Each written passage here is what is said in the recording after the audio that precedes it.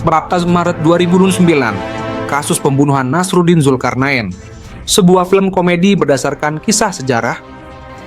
Pada 14 Maret 2009, Direktur PT Putra Raja Wali Banjaran, Nasruddin Zulkarnain, menjadi korban penembakan di kawasan Modern Land, Tangerang.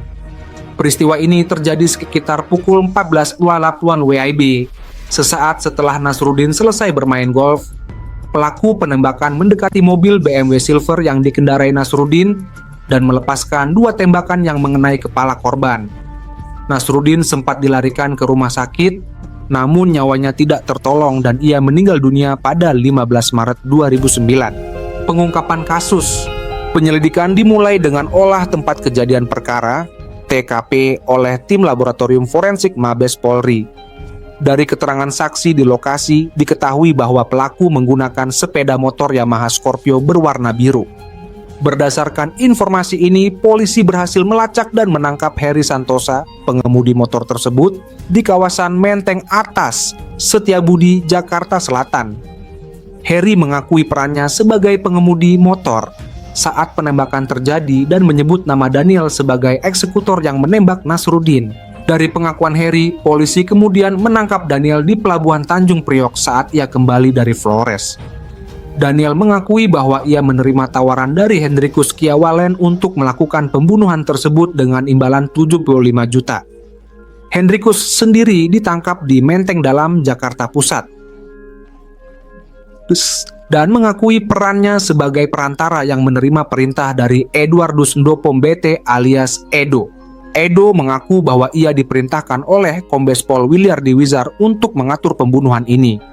Williardi yang ditangkap di Taman Ubud Lipo Karawaci, Tangerang, mengungkapkan bahwa perintah tersebut berasal dari Sigit Haryo Wibisono, Komisaris PT Pers Indonesia Merdeka. Sigit kemudian ditangkap di Jalan Pati Unus, Kebayoran Baru, Jakarta Selatan. Dalam pemeriksaan lebih lanjut, terungkap bahwa Sigit menerima perintah langsung dari Antasari Azhar, yang saat itu menjabat sebagai Ketua Komisi Pemberantasan Korupsi, KPK. Motif di balik pembunuhan ini diduga terkait dengan hubungan pribadi antara Antasari Azhar dan istri Siri Nasruddin, Rani Juliani. Nasruddin diduga sering mengancam dan memeras Antasari dengan ancaman akan membongkar perselingkuhan tersebut. Ancaman ini dianggap mengganggu kehidupan pribadi Antasari, sehingga ia diduga memerintahkan Sigit untuk mengatur pembunuhan Nasruddin. Keterlibatan oknum TNI AL dalam proses penyelidikan, terungkap bahwa senjata api yang digunakan dalam pembunuhan tersebut diperoleh secara ilegal melalui perantara oknum TNI Angkatan Laut bernama Kopral 1 AB. AB bertindak sebagai perantara dalam pengadaan senjata api jenis revolver Colt SNW beserta amunisinya. Senjata ini diperoleh dari anggota Brimob berinisial HD dengan harga lurap 12 juta. Atas jasanya, AB menerima imbalan sebesar trutu 700.000. AB kemudian ditahan dan dikenakan sanksi pemecatan dari dinas militer. Proses hukum setelah serangkaian penangkapan dan penyelidikan, para tersangka diajukan ke pengadilan.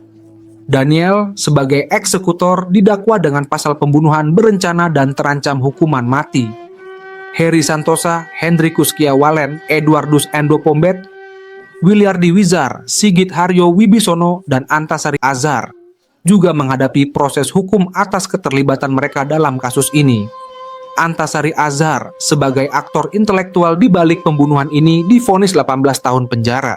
Kejanggalan dalam penyelidikan.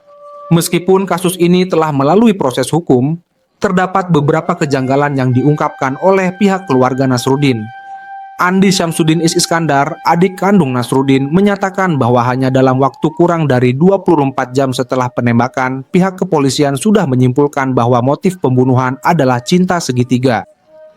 Hal ini menimbulkan pertanyaan mengingat biasanya motif pembunuhan baru diketahui setelah pelaku ditangkap dan dilakukan penyelidikan mendalam. Selain itu, Andi juga mengungkapkan bahwa beberapa individu yang mengaku sebagai teman Nasruddin datang dan menyatakan mengetahui siapa dalang di balik pembunuhan tersebut. Mereka mengaku telah ditunjukkan pesan singkat berisi ancaman yang diterima oleh Nasruddin sebelum kejadian. Kejanggalan-kejanggalan ini menimbulkan spekulasi mengenai adanya kemungkinan motif lain atau keterlibatan pihak-pihak tertentu yang belum terungkap sepenuhnya. Kesimpulan, kasus pembunuhan Nasruddin Zulkarnain pada 14 Maret 2009 merupakan salah satu kasus kriminal yang paling menonjol di Indonesia pada masanya. Pengungkapan kasus ini melibatkan berbagai pihak, mulai dari eksekutor lapangan hingga pejabat tinggi, termasuk Ketua KPK saat itu, Antasari Azhar. Meskipun proses hukum telah dijalankan dan para pelaku telah dijatuhi hukuman,